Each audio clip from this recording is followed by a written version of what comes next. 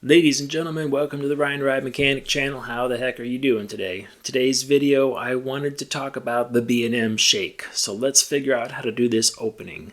How about documentary style? Let's do that.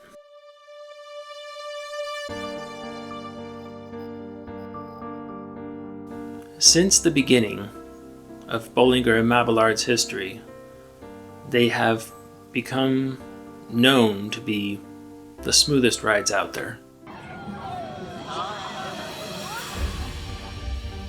They are the pinnacle of engineering perfection.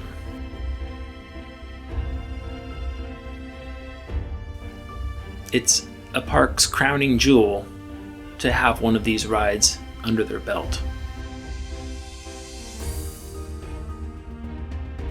But something's happened in recent years.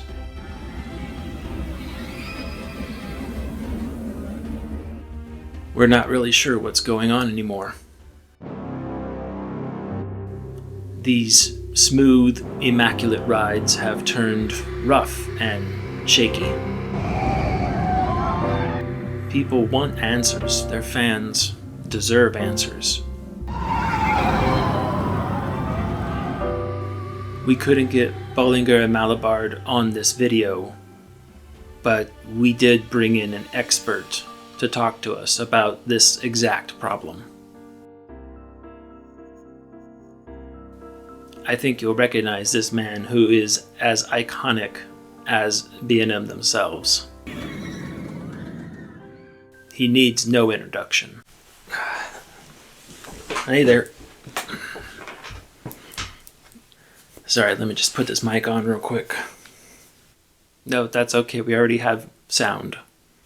It's okay. It's not plugged in. It's not plugged into anything? I can't hear anything, sorry. Okay. B&M Shake. Never mind. State your name, please. Don't you know who I am? You invited me. Perhaps for the people who don't know you. It's my channel. They know me. They clicked on the video. Just your name, please. Ryan. The full name. Ryan the Ride Mechanic. Yes, but what's your last name? Ride Mechanic. Ryan Ride Mechanic? The is my middle name. Forget it. What's your history with this? Well, I came in here and sat down and you asked me what my name was. No, what do you know about B&M? They build roller coasters. I thought you were going to ask me about why they shake. Yes, I'll get to that. To what? Why new B&M Shake? Oh, you're going to tell me. Okay, I thought I was going to tell you. All right, here we go. Okay. Go ahead. Maybe you should just do the video in your normal style. Let's get into it. Now get ready. Here we go. It turns out the intro was the best part of the show.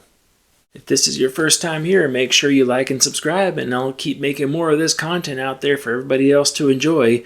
One of the questions I've been getting a lot that I needed to formulate some input on was the infamous brand new B&M Shake.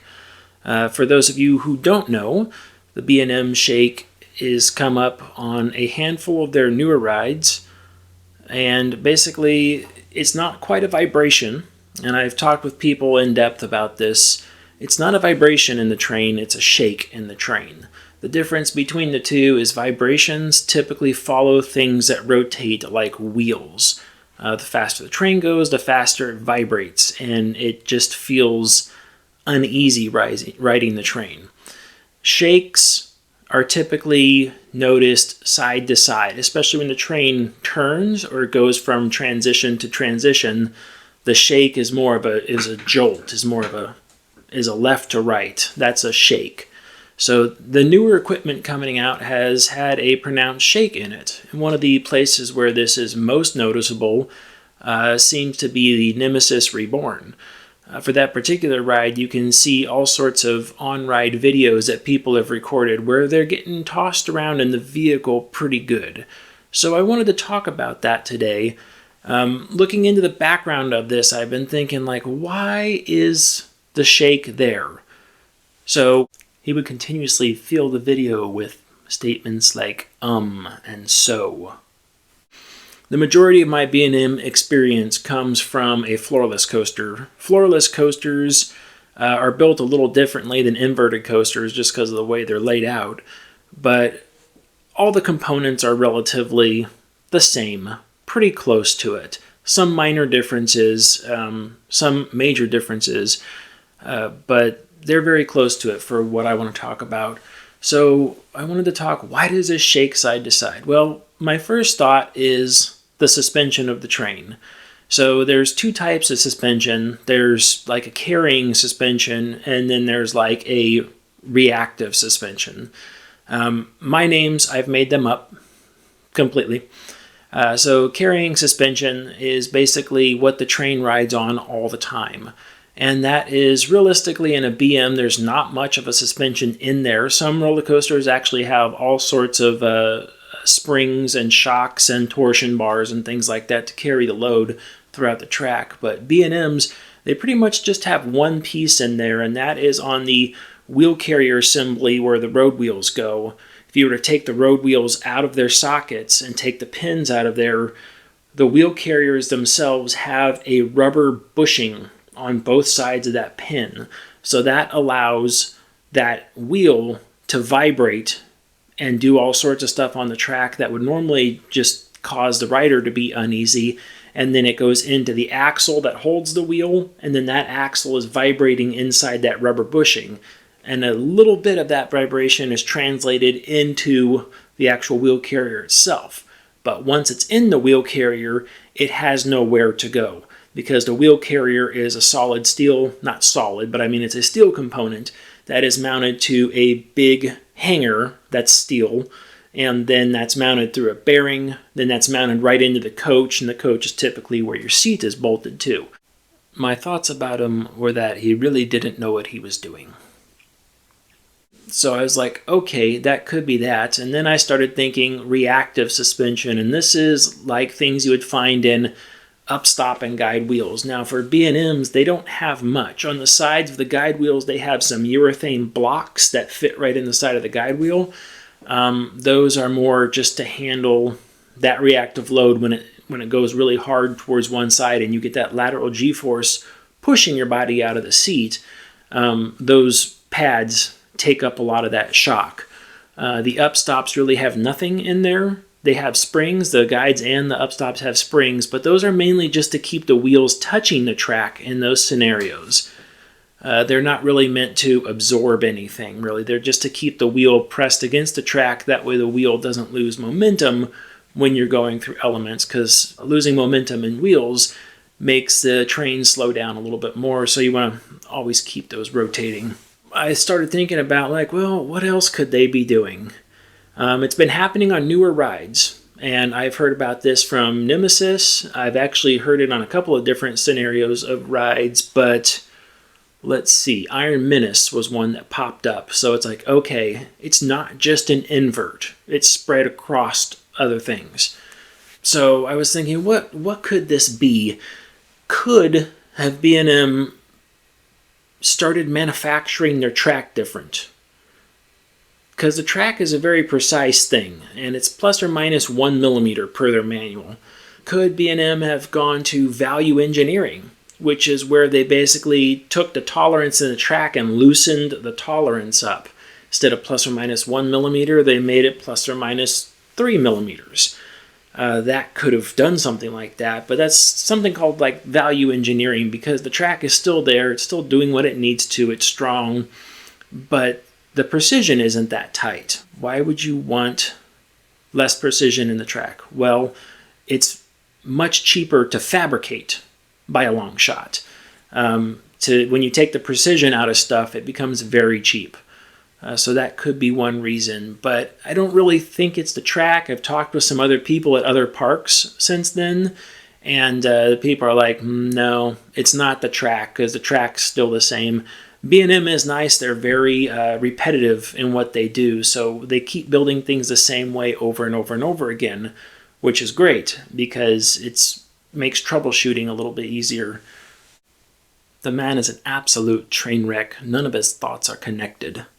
I was like, well, if it's not the track, what is it? It's a suspension in the train, the rubber bushings that hold the road wheels, rubber bushings on the guide wheels. And I was starting to think, well, what else could it be? Well, when I watch videos, I mainly see the side-to-side jarring that people experience. It's a lot of that side-to-side as the train's going around. Stuff like Nemesis, they said for sure the ride was not like that before, and then they built this new one, and now it's like that. So I was like, well, you fabricate the track differently. Can't get a confirmation whether the trains on Nemesis are new or they're the old ones, although retracking a ride, I would think they got new trains at the same time, because especially the inverts, they get fatigued. There's lots of cracking in the upper assembly that happens, lots of service bulletins out for that stuff. So I tend to think like, okay, they probably replaced the trains with new ones. So is it something with the new train? And I'm like, what would cause the side-to-side motion? Now, a lot of you have probably heard me talk about this before, where I have mentioned the term hunting. As the train goes down the track, the wheel carriers are allowed to go side to side, and that causes the train to go side to side, and that side to side motion, even though you're going straight, is called hunting. So I'm like, is it hunting? Like, you typically don't see a shake from hunting unless it's really bad. And there was some reason why it's got a lot of side to side play. Then that would cause that shake. It's like, what's that hunting issue? So I had a really interesting thing. I was talking with one of the parks out there about some characteristics of the inverts, because again, I don't have too much experience with them. So I reach out to people and ask questions so I could put these pieces of the puzzle together. And I was talking with the park, and they mentioned that on their particular invert, which was a very old invert, it's been around for a long time, they said that they recently replaced the slewing rings. And then their train that didn't have any shake before suddenly has a shake in it now. And I was like, that's interesting. So I went back and looked for some numbers off of slewing rings that I had from my notes way back when. Like, yeah, I had a lot of emails and stuff from that were just little notes, and like, I sent myself numbers all the time just to remember to order stuff when I got back to the shop. So I still have a lot of information. So I looked back through there, and they were a Roth bearing, R-O-T-H-E, but we call them Roth. I'm sure that's not the correct pronunciation of them. It was a Roth slewing ring. It's a single bearing 4-point contact slewing ring. And the purpose of the slewing ring is on the wheel carrier. The wheel carrier is allowed to swing up and down. That's on a big pin in the center. And then the slewing ring sits on top of that whole assembly, and that allows the wheel carrier to turn left and turn right. Think about going flat like towards a lift, and then you see like the track bend to the hard left or to the hard right. The wheel carrier slewing ring is what allows the wheel carrier to turn to the right or to the left as it does that. So that slewing ring is also responsible for holding the wheel carrier in that exact same spot. So I'm like, if we're having a hunting problem in the train, where the train is allowed to hunt a lot more than it used to, well, I was thinking like maybe the trains were too wide for the gauge or something like that. And then when I heard this, well, we replaced slewing rings on an old train and now it has this shake, it's like, there's a good chance that it's in the slewing ring then. I'm not sure how though. Tolerance, plus or minus, manufacturers change that sort of stuff all the time. When you change that plus or minus tolerance in there, a lot of times the safety rating and the load rating of the bearing don't change at all. they stay the same. But the bearing's essentially loose in there. You can't really tighten that up. Let's say that's what happened. The Roth company, which is I believe it's a German-based company, Rothe, Roth and Edgar, I think it was. If they changed the design of the slewing ring and made it loose to where it would, like when you take the two pieces, you can go click, click, click and move the two around. Well, just a hair of being loose way down there, then you're talking about the wheel carrier, which is 400, 500, 600 millimeters away in some cases. And then you can grab the end of the wheel carrier where that little tiny thousandth of an inch down there ends up to be a lot of movement at the end of the wheel carrier. Well, that translates a little bit further back into the guide wheels. That movement allows the guide wheels to get further away from the track, because you'd always want to look at the slop as in a positive number. So it's like they're going away from the track. So that would make something that was kind of snug now kind of loose. Okay, how would we fix that? Well, go to a completely different manufacturer of those bearings and tell them to tighten the tolerance down, or have them custom make bearings, which is astronomically expensive, and tighten the tolerance back down. The nice thing about those bearings is that they are turnkey. They're manufactured, they're sitting on a shelf somewhere. B&M can simply just purchase them and put them in their ride. But if that tolerance is a little wider than it's used to, then the wheel carrier is going to move more, which would allow more slop in the guide wheels, which would allow the train more hunting left to right. All just theory, by the way. I'd have nothing really confirming that is what's going on. But it's kind of what it sounds like from the pieces of the puzzle that I have right now. So is there something parks can do to fix this? Kind of yes and no at the same time.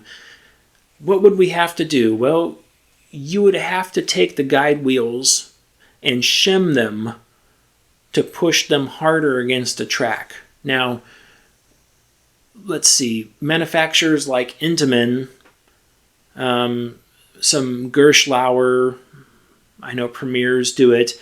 They make the guide wheels adjustable. Anything that's got a launch in it, the guide wheels are adjustable. You can actually adjust those guide wheels and preload tension against the track so they hold tight. That way they don't run into stators or limbs or whatever they're being launched by. So those are really adjustable, because you not only have to have that whole carrier assembly tight against the track, you've got to have them perfectly straightforward and level. So everything is typically built with eccentrics, where you can move them in and out, up and down. B&M wheel carriers are not really that way. They're pretty much just built with pins. Everything is solid, it's fixed. It's not meant to be adjusted in and out. Behind the guide wheels, there are urethane pads that take up a lot of that energy. Between the guide wheel bracket and the urethane pad, there is a metal shim in there.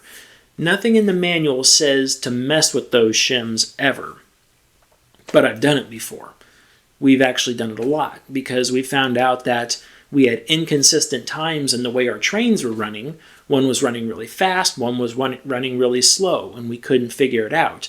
We put the train out on the transfer table, which is nice and straight, and the gauge is like perfect all the way down. And we started going checking the guide wheels. Some of them were tight against the track. Some of them we could pull away about 2 millimeters away from the track and let it go. So it was like, okay. So we had to change the way we assembled that train. The older floorless coasters had a crossbar behind the train, which allowed the wheel carriers to turn in unison with each other, and the rubber tension in that crossbar allowed them to literally, if you turn to the left and then let go of them, they'd spring right back to center. It was a really cool thing, but the inverts don't have that sort of thing. So you have because that was one of my first thoughts, was what's going on with that crossbar. Inverts don't have them, so the crossbar is out of the picture, because we have inverts that run fine with no crossbar, so that's not a thing. But I started thinking about that preloading on there. It's like, well, could parks, knowing this, go through and just adjust the shim packs in the guide wheels until the guides are tight against the track and semi-preloaded against the track. Yes, you can do that. Was the ride meant to do that? No, it was not meant to do that. So you would have to do a very long, drawn-out process of adding shims into there and running around and cycling it, watching times, and then you couldn't do too many in a day. You could do maybe 2 sets of wheel carriers, like 2 rows worth of wheel carriers, and then you'd have to wait until it cooled down the next morning and then try running it again, because the worst case scenario is that you shim everything at the end of the day and it's like the train's running great, it's running smooth, thumbs up, and then the next morning everything is now so tight that it valleys the first time around the track. Nobody wants to deal with that. So you would need to very carefully creep up on that preload. Now, when you preload everything and put tension against the track that way, that's going back up in to that big slewing ring above the wheel carrier, and now you're purposely putting tension on it sideways. The manufacturer might not like that. The manufacturer of the bearing might not like that. So I'm not sure if they're designed for that. There are other bearings that are designed to take that side load, and they have like 2 rows of balls on the inside instead of 1, but they're thick. You can't necessarily take those and replace them because now the train's too far away from the track because they're much taller to accommodate 2 rows of balls instead of just a 1 that was in there. So it's a very finicky little process. Will they ever get it fixed? I'm not sure, because I can almost guarantee you most people dealing with this problem know what the problem is, but it's a question of if the manufacturer wants to fix it. If it just jolts people around a little bit side to side and nothing else really happens from it, they might just choose to leave it there because it's not worth a redesign or a safety bulletin or anything else like that. If it causes premature wear on those slewing rings, then they would have to fix it. And the only way to fix it at that point, if it is those slewing rings, would be to go back to the slewing ring manufacturer and have them custom made with a tighter tolerance on the inside, or go to a different manufacturer and have them custom made. But those slewing rings are a high failure point anyway. They are something that is looked at very carefully when the train is taken apart because it is such a big component and they're under so much stress in every direction. They want to make sure that that thing is not going to fail. So they already undergo NDT testing and everything else, NDT being non-destructive testing, and everything else to make sure that big bearing is okay. Can they come apart? Yes, they can come apart. In the past, I believe, I don't think I've ever heard of one actually coming apart, but you can tell they're ready for it because on the inside of that, there's this big metal bracket that hangs over there. In case that slewing ring were to ever separate, the bracket would hold the whole assembly together in case the thing failed for some reason. But I don't think I've ever heard of a slewing ring failing on a ride. The B&M Shake is being caused by the train hunting excessively down the track, much more excessively than what's normal. One of the thoughts is to why it's hunting that much might be because of the slewing rings up on top of the wheel carriers. That would be allowing the wheel carriers to get wider essentially and hunt more out on the track while they're going around. Can it be fixed? Probably. But it's going to require a lot of information to go back into it, and it might be one of those things, the manufacturer might be well aware of it right now, and they might be working towards a solution of maybe having bearings or whatever else the problem is, something custom made to fix this. It sounds like something out of what they normally control has changed. Not necessarily gone bad, just changed. And sometimes changing things just thousandths of an inch can cause all sorts of big problems for rides. I know I get a lot of you contacting me from Nemesis, like, why does it shake so much? Why is it shaking so much? And again, this is a shake, typically side to side. If you're dealing with something that's a vibration that's running really fast and it feels like your teeth are chattering in the background, that's something like a wheel. We've gone over that before too. Like nylon wheels typically vibrate a lot, especially if they start getting flat spots on them, then they vibrate even more. And it really causes a bad feeling inside the ride when you do that. Something that the maintenance department has to correct pretty much on a daily basis. They're looking for wheels that are out of round. Nylons can do that. Well, this is a much quicker video than what I'm used to making, so I hope you enjoyed a little video today. Honestly, I can't even believe he still has a channel after this. A subject that a lot of you have been asking about. So here it is. This is my thoughts. I think it might be somewhere in the bearings up top, but basically I think the train is excessively hunting for some reason. It's going to take some people looking into the problem to figure out why it's excessively hunting, but from what I hear, possibly the slewing ring up on top. Not quite sure about that. All speculation. I don't have any hard evidence myself. If you want to contact me, you can always leave a comment on the video. Let me know what your thoughts are. You can always email me at ryantheridermechanic@yahoo.com. Make sure you like and subscribe downstairs. All that stuff does help me out, and I do appreciate that. And I will see you on the next video. Remember, stay off the air gates. Bye.